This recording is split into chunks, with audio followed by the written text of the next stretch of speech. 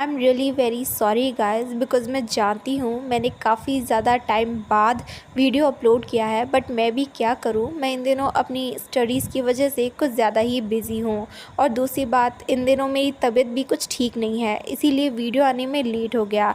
और next month मेरी exam है, तो हो सकता है शायद आगे के वीडियो आने में भी थोड़ा ज़्यादा टाइम लग जाए। सो प्लीज़ गाइड्स एडजस्ट कर लेना and I am really very sorry again. तो चलिए वीडियो शुरू करते हैं। पार्ट 7 की स्टार्टिंग में हमें योंगजी को दिखाया जाता है जो कि वापस अपने घर पर आता है, जहां पर जब योंगजी की मॉम उसे देखती है तो वो योंगजी के पास आती है और वो योंगजी से पूछती है क्या योंगजी जो करना चाहता था उसने वो कर दिया, जिस पर योंगजी यस करता है। देन योंगजी की मॉम उसके फेस को देखने लगती है और वो योंगजी से कहती है क्या योंगजी को किसी ने हिट किया है, क्या जायो को योंगजी से नफरत हो गई है, जिस पर योंगजी कुछ भी नहीं कहता।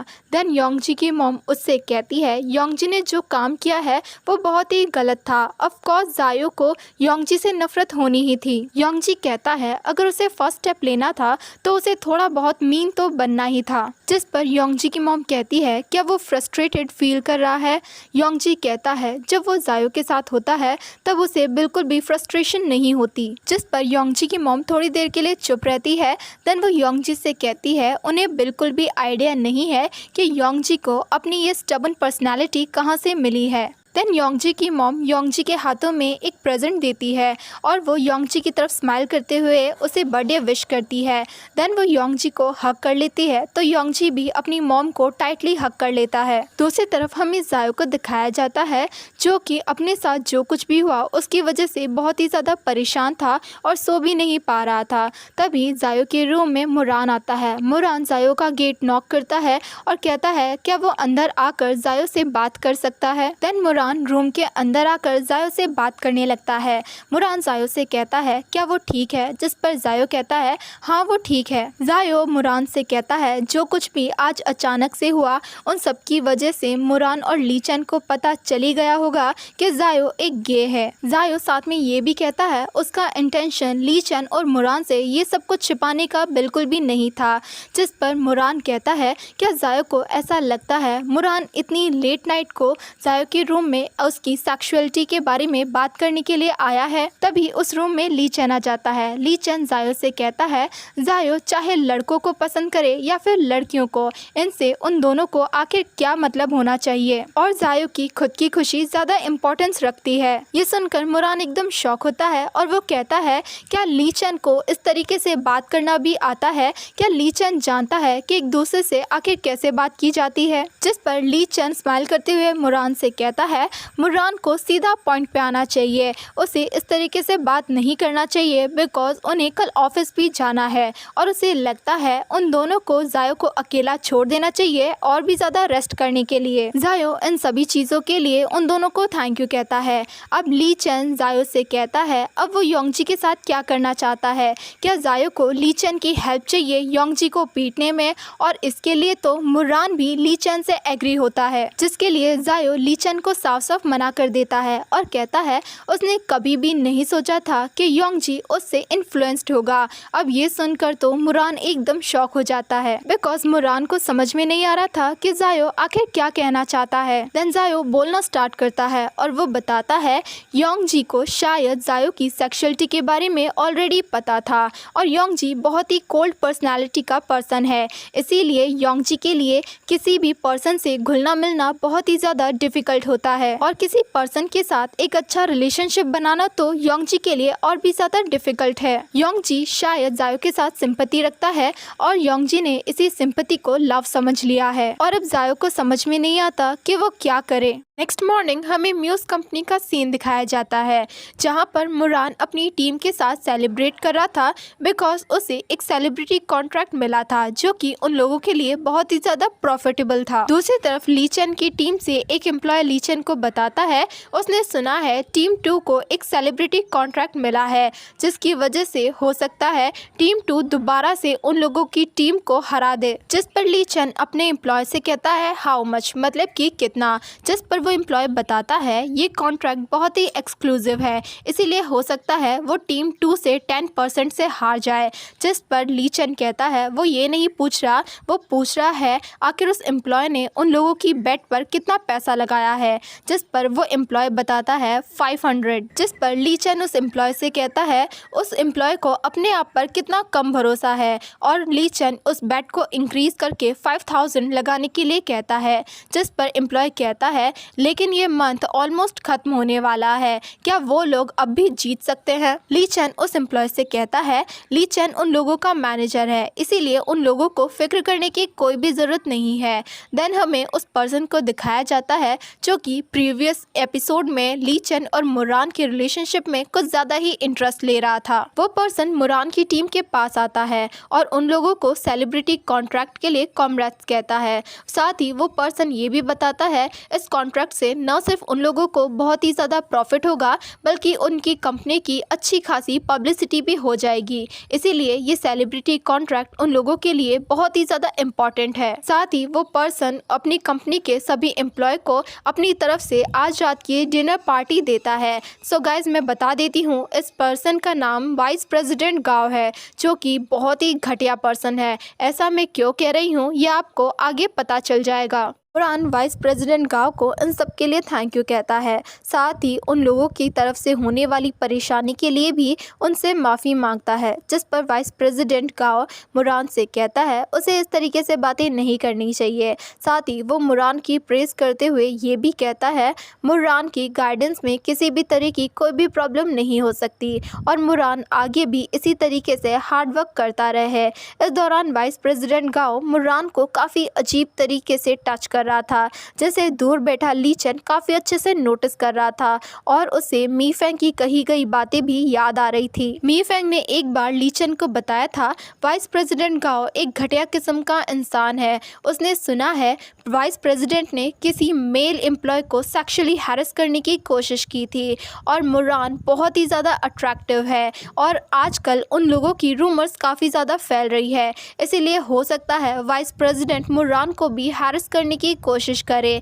इसीलिए अब ली चेन को ही मुरान को प्रोटेक्ट करना होगा। ली चेन को जब मी फेंग की कही गई ये सभी बातें याद आती है तो वो वाइस प्रेसिडेंट गाओ के पास जाता है और वो वाइस प्रेसिडेंट से कहता है जब वाइस प्रेसिडेंट सभी एम्प्लॉयज़ को इनवाइट कर रहा है तो क्या टीम 1 भी उन्हें ज्वाइन कर सकती है, बिकॉज सभी एम्प्लॉय इक्वली हार्ड वर्क करते हैं, जिसके लिए वाइस प्रेसिडेंट को ना चाहते हुए भी इनके लिए ओके कहना पड़ता है। लेकिन ली चेन की शार्प आइज तो सिर्फ वाइस प्रेसिडेंट गाओ की हरकतों पर ही होती है। सीन शिफ्ट होता है और हमें ली चेन को मुरान और जायो के साथ दिखाया जाता है, जहां पर ली चेन मुरान को वार्न करते हुए कहता है प्रेसिडेंट गाओ का मुरान के लिए कोई ना कोई प्लान तो ज़रूर है और वो दोनों ली चेन का बिलीव करे। जिस पर मुरान ली चेन से कहता है मी फेंग ने कहा था उसने सुना है कि वाइस प्रेसिडेंट गाओ ने किसी मेल एम्प्लॉय को सेक्सुअली हैरेस करने की कोशिश की है, तो फिर मुरान ने ऐसा कुछ क्यों नहीं सुना। जिस पर जायो भी कहता है हाँ उसने भी ऐसा कुछ भी नहीं सुना है। ली चेन कहता है एक्चुअली उसे भी इन सब के बारे में पहले पता नहीं था, लेकिन जो कुछ भी आज हुआ वो सब कुछ देखने के बाद ली चेन इन रूमर्स को लेकर एकदम श्योर है। जिस पर मुरान कहता है ली चेन काफ़ी टाइम से मी फेंग के साथ है, इसीलिए ली चेन का ब्रेन वॉश हो चुका है और वो ये सब कुछ फालतू थॉट्स सोच रहा है। मुरान और जाओ में से कोई भी ली चेन की बातों पर बिलीव नहीं कर रहा था, लेकिन ली चेन बार बार मुरान को वार्न करते हुए यही कह रहा था प्रेसिडेंट गाओ के साथ कुछ ना कुछ तो प्रॉब्लम ज़रूर है और वो मुरान को उसके साथ केयरफुल रहने के लिए कहता है। जायो यहाँ पर ली चेन को सपोर्ट करते हुए कहता है ली चेन की बातों में पॉइंट है, भले ही उन लोगों ने इन रूमर्स के बारे में नहीं सुना हो, लेकिन बिना आग लगे धुआं नहीं उठता है। जिस पर ली चेन मुरान से कहता है क्या मुरान ने सुना अभी जायो ने क्या कहा, और वैसे भी आज रात ली चेन मुरान के साथ रहेगा, बस मुरान को प्रेसिडेंट जाओ से थोड़ा सा दूर रहना होगा। सीन शिफ्ट होता है और हमें नाइट के टाइम पे उस क्लब का दिखाया जाता है जहाँ पर सभी एम्प्लॉयज़ साथ में सेलिब्रेट कर रहे थे। वहाँ पर वाइस प्रेसिडेंट गाओ कोई भी मौका नहीं छोड़ रहा था मुर्रान के साथ चिपकने का, लेकिन ली चेन बार बार उन दोनों के बीच में आ रहा था और वो मुर्रान को वाइस प्रेसिडेंट गाओ के बैड इंटेंशन से शील्ड बनकर प्रोटेक्ट कर रहा था। तभी मुर्रान को किसी पर्सन का कॉल आता है, जिसकी वजह से वो उस प्लेस से बाहर आ जाता है। मुर्रान के पीछे पीछे ली चेन भी उस प्लेस पर आ जाता है। कॉल कट होने के बाद मुर्रान ली चेन से कहता है ली चेन को हर जगह मुर्रान को फॉलो करने की कोई भी ज़रूरत नहीं है, वरना लोग सोचेंगे कि ली चेन मुर्रान और प्रेसिडेंट जाओ से अच्छे रिलेशनशिप स्टेब्लिश करने की कोशिश कर रहा है। जिस पर ली चेन कहता है वो दोनों ही सेल्स डिपार्टमेंट में काम करते हैं, तो अपर मैनेजमेंट के साथ अच्छा रिलेशनशिप बनाने में क्या ही पॉइंट है, और वैसे भी प्रमोशन और सैलरी का इंक्रीज होना उन लोगों के परफॉर्मेंस पर बेस्ड होता है। मुर्रान कहता है तो क्या ली चेन दोबारा से मी फैंग को इम्प्रेस करने की कोशिश कर रहा है, जिस पर ली चेन कहता है इन सब से मी फैंग का क्या लेना देना, जिस पर मुर्रान दोबारा से उस नंबर 0 और 1 की बात को लेकर बैठ जाता है। वो ली चेन से कहता है ली चेन ने जानबूझकर ऐसी फोटोज और वीडियोस ली है जिससे वो मी फैंग को अपने नंबर 1 और मुर्रान के 0 होने को प्रूव करवा सके। वो सही कह रहा है ना, जिस पर ली चेन कहता है वो मुर्रान के लिए सच में वरिड था और मुर्रान को हर किसी बात को उन नंबर से रिलेट करने की कोई भी ज़रूरत नहीं है। मुर्रान कहता है लेकिन ये सारा सीन ली चेन का ही क्रिएट किया हुआ है, बिकॉज ली चेन ही मुर्रान को 0 प्रूफ करना चाहता था। अब इन सब की वजह से ली चेन को बहुत ज़्यादा गुस्सा आ जाता है और वो उस प्लेस से चला जाता है। अब ली चेन उस क्लब के बाहर आ गया था और वो मुर्रान की बातों से बहुत ही ज़्यादा फ्रस्ट्रेटेड था। ली चेन अपने आप में ही बड़बड़ाया जा रहा था कि गुड इंटेंशन की रिवॉर्ड कभी भी अच्छा नहीं होता है, और मुर्रान अभी भी उस नंबर 1 और 0 की बात को लेकर क्यों सोच रहा है। कोई पर्सन इतना ज़्यादा नैरो माइंडेड कैसे हो सकता है। लेकिन इस टाइम पर भी ली चेन मुर्रान के लिए बहुत ही ज़्यादा वरिड था और उसके दिमाग में बार बार वही सीन्स आ रहे थे जब वाइस प्रेसिडेंट गाओ मुर्रान के साथ कुछ ज़्यादा ही टची होने की कोशिश कर रहा था और उसे गलत तरीके से टच कर रहा था। ये सब कुछ याद आते ही ली चेन उस प्लेस से क्लब पर जाने के लिए भागता है। देन ली चेन उस क्लब पर आता है जहाँ पर वो देखता है मुर्रान उस पार्टी में नहीं था, इसीलिए ली चेन एक एम्प्लॉय के पास जाता है और उससे मुर्रान के बारे में पूछता है, जिस पर वो एम्प्लॉय बताता है उसे नहीं पता, उसे बस इतना पता है कि मुर्रान कुछ अच्छा फील नहीं कर रहा था, तो वाइस प्रेसिडेंट गाओ मुर्रान को अपने साथ घर लेकर गए हैं। ली चेन पूछता है किसके घर, जिस पर वो एम्प्लॉय बताता है उसे नहीं पता, तो ली चेन उस एम्प्लॉय पर शाउट करने लगता है, जिसकी वजह से सभी लोग डर जाते हैं। वो एम्प्लॉय कहता है उसे सच में इस बारे में कुछ भी नहीं पता, तो ली चेन उस प्लेस से चला जाता है। ली चेन क्लब के बाहर आकर मुर्रान को कॉल ट्राई करता है, लेकिन मुर्रान ली चेन का कॉल पिक नहीं करता। तभी ली चेन की नज़र एक कार पर पड़ती है जिसमें वाइस प्रेसिडेंट गाओ मुर्रान को लेकर कहीं पर जा रहा था, तो ली चेन भागकर उस कार का पीछा करने लगता है। एंड वाइस प्रेसिडेंट गाओ मुर्रान को लेकर एक होटल रूम में आता है जहां पर मुर्रान की तबीयत बिल्कुल भी ठीक नहीं होती है, बिकॉज वाइस प्रेसिडेंट ने मुर्रान को एक ड्रग दिया था जिसकी वजह से मुर्रान को काफ़ी ज़्यादा पेन फील हो रहा था। वाइस प्रेसिडेंट यहां पर मुर्रान को सेक्सुअली हैरेस करने की कोशिश करता है, लेकिन मुर्रान बार बार वाइस प्रेसिडेंट को खुद से दूर करने की कोशिश कर रहा था। तभी डोर पर कोई नॉक करता है, जिसकी वजह से जो प्रेसिडेंट होता है उसका ध्यान डाइवर्ट हो जाता है। प्रेसिडेंट जब रूम का डोर खोलता है तो वहाँ पर ली चेन होता है। ली चेन वाइस प्रेसिडेंट से मुर्रान के बारे में पूछ रहा था, जिस पर वाइस प्रेसिडेंट साफ साफ झूठ बोल देता है कि उसे इस बारे में कुछ भी नहीं पता, लेकिन ली चेन ज़बरदस्ती उस रूम के अंदर आ जाता है। वाइस प्रेसिडेंट ली चेन को कहने लगता है ये सब कुछ एक मिसअंडरस्टैंडिंग है, लेकिन ली चेन तो उस वाइस प्रेसिडेंट को एक ज़ोर से पंच मारता है जिसकी वजह से वो नीचे गिर जाता है और ली चेन उस वाइस प्रेसिडेंट को उस रूम से बाहर निकाल देता है। ली चेन जब मुर्रान की हेल्प करने की कोशिश करता है तो मुर्रान बार बार ली चेन को खुद से दूर कर रहा था। वो पेन में बस रोए जा रहा था और बार बार बस ली चेन को ही बुला रहा था। कुछ टाइम के बाद ली चेन मुर्रान को कंसोल करने लगता है और वो मुर्रान को ये बिलीव दिलाने की कोशिश करता है कि वो अब एकदम सेफ है। देन ली चेन मुर्रान को ज़ोर से हक कर लेता है, जिसके बाद मुर्रान भी ली चेन को टाइटली हक करता है और मुर्रान ली चेन को बताता है उसे काफ़ी हॉट फील हो रहा है। ली चेन मुर्रान को कोल्ड शावर लेने के लिए कहता है। ली चेन कैसे ना कैसे करके मुर्रान को बाथरूम रूम के अंदर लेकर आता है, जहाँ पर मुरान को इतना ज़्यादा हॉट फील हो रहा था कि वो खुद को ही अनड्रेस करना स्टार्ट कर देता है। कुछ टाइम के बाद मुरान फुली अनड्रेस था और उस टाइम पे वहाँ पर ली चेन भी मौजूद होता है, जो कि मुरान को ऐसे देख लेता है। नेक्स्ट मॉर्निंग ली चेन मी फेंग और वांग के साथ होता है, जहाँ पर मी फेंग और वांग वाइस प्रेसिडेंट गाओ के अचानक ट्रांसफ़र के बारे में बात कर रहे थे और उन्हें समझ में नहीं आ रहा था कि अचानक क्यों हुआ। और वहाँ पर ली चेन भी मौजूद होता है, लेकिन उसका ध्यान उन दोनों की बातों पर बिल्कुल भी नहीं था। जब मी फेंग और वांग ये नोटिस करती हैं तो वो ली चेन से पूछ ही लेती है आखिर उसके दिमाग में क्या चल रहा है, जिस पर ली चेन कहता है कुछ भी नहीं, वो बस अपनी परफॉर्मेंस के बारे में सोच रहा था बिकॉज ये मंथ जल्द ही खत्म होने वाला है। परफॉर्मेंस का नाम सुनकर मी फेंग थोड़ी सरप्राइज होती है और वो ली चेन से पूछती है लास्ट नाइट की सेलिब्रेशन पार्टी में क्या कुछ हुआ था।